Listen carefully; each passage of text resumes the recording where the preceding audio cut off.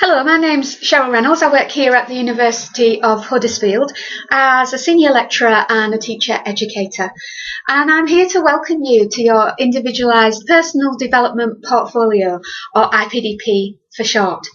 And working together with my colleagues across the network, many of whom will be your centre tutors, what we've endeavoured to do here is to provide you with an opportunity to build an e-portfolio, a place where you can lodge all of the work that you produce for year one of your programme of study and then build upon it as you progress into year two. And in that way, it can become something of an online identity or portrayal of you and your developing practice as a professional. So I'm going to give you just a quick introduction to the whole structure of your e-portfolio and just point out before we get into that it's private to you, your centre tutor and an admin account at the University of Huddersfield. So each student has their own separate iPDP. And that means that this homepage belongs to you and needs to become your profile. And so one of the first things that you'll do is to replace this video with a picture that represents you, or a picture of you, or perhaps even a little bit of video rather like this one that says a little bit about you as a teacher. You'll then add your details there on the right, your name, the place you work, the highest qualification that you've got in the subject that you teach, and so on. And then underneath you will replace that little block of text with something that explains the nature of your current teaching, your teacher training experience to date, and also brief details of any teacher training that you've already undertaken. But keep that brief, because at the bottom of the page, if you scroll right down, you'll see there's a little Add Files button, and you can add your updated CV at that point. Moving on then, let's just have a brief look at the left-hand menu items, and you'll see that there are major headings there with a little triangle icon next to each one. If you click on that, you can expand or collapse the subheadings that appear underneath each of those. So briefly running through them, you've got 3 major assignments: initial teaching, EAL and personal skills. The exception here is that minority of students who are doing all of this course at master's level, the PGDP students. And for you, the second 2 assignments are slightly different. But for everybody else, Cert Ed, PGCE, that's professional graduate or postgraduate, those are the 3 assignments that you will complete. The second section there is self-assessment, and this is something that you need to do regularly throughout the course, and it's made up of a set of criteria against which you will measure yourself, and you'll do that very early in the course as an initial assessment and then regularly update it as you go along, and at the end of year 1, again at the end of year 2, you'll come up with an overall grade in consultation with your tutor. What I would say here to those of you who are relatively new to teaching is not to be daunted by all of those criteria in the first instance, and to remember that you do have 2 years to work towards all of these, and that you basically kind of chip away at them and accumulate them as time goes on, and that's absolutely the best way in which to do it.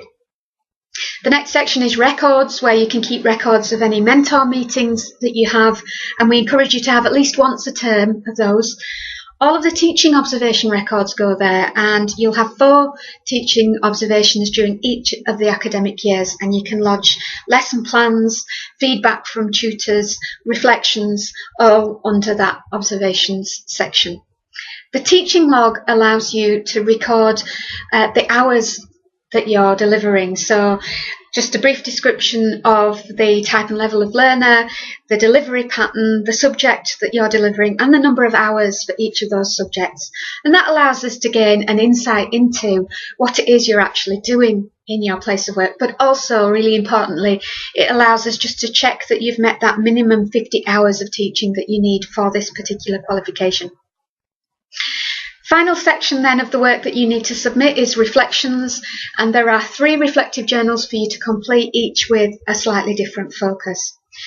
And that's it. That's all of the work that you'll do for year 1 of the programme of study. There's also an opportunity for you to track progress there. That's really important because, of course, it helps you to tick these things off and make sure that you're meeting all of the deadlines and completing the work on time. But it also helps your tutor to monitor and advise you on your progress and let you know when the feedback is ready for you and where you can find that feedback. Under summative feedback, your tutor will lodge the credit-bearing decisions. So when you've fulfilled and completed a module, they'll fill in a module assessment form and put it under summative feedback. Finally, then there's help and guidance. So how to do all of this stuff, how to edit a page, how to add an image, how to embed a bit of video, how to change the look and feel of the site, how to recover content if you, in error, delete it.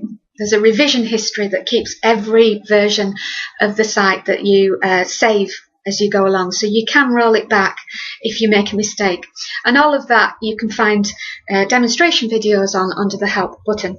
What we also want to do there is to build upon it in light of your experiences. So through your centre tutors who we speak to every month on a regular basis throughout the year, we want to find out your experience of using iPDP and to develop the help and guidance to make sure that it's meeting your particular needs.